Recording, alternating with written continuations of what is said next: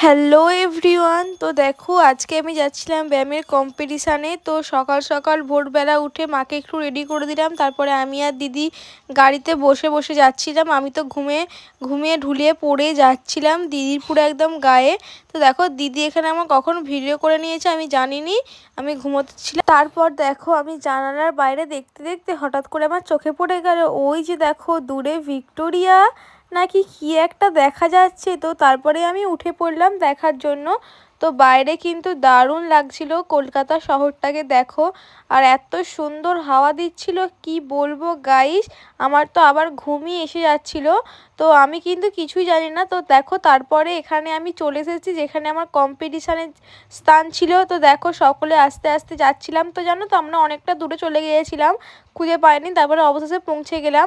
এখানে গিয়ে দেখো স্টেডিয়ামটা কত বড় স্টেডিয়াম, জীবনে প্রথমবার এত বড় স্টেডিয়ামে আমি খেলতে গেলাম।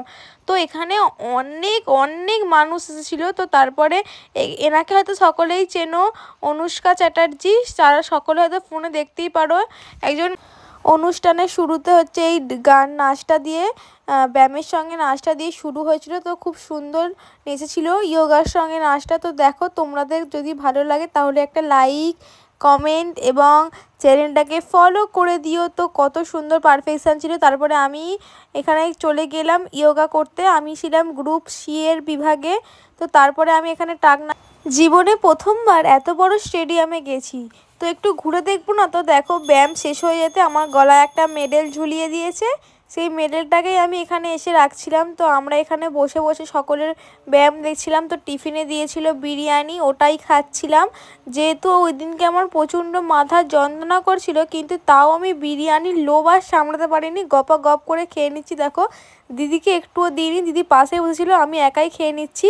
তারপরে আমি খেয়ে দিয়ে আবার চলে এলাম আমরা যেখানে বসেছিলাম সেইখানেই। তো এখানে বসে বসে সকলের ব্যায়াম দেখছিলাম।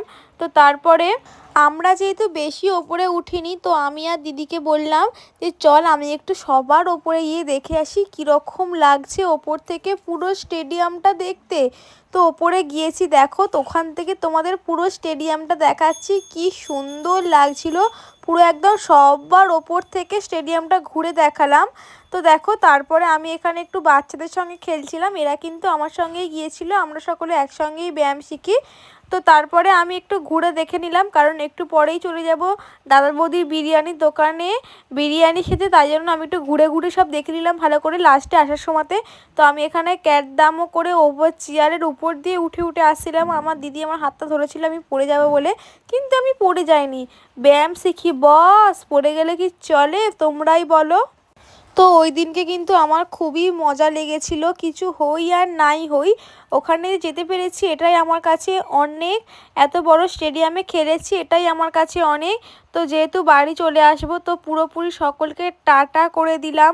ওখানে কিন্তু তখনও অনেক ভিড় ছিল, কারণ আমরা শেষ অবধি থাকিনি, আমরা অনেক আগেই বাড়ি চলে এসেছিলাম। প্রোগ্রাম শেষ হতে হতে রাত্রি 10টা বেজে গিয়েছিল।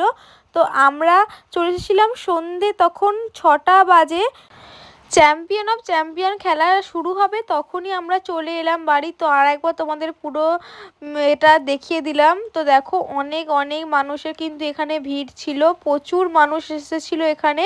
তো টাটা, দেখা হচ্ছে পরের ভিডিও।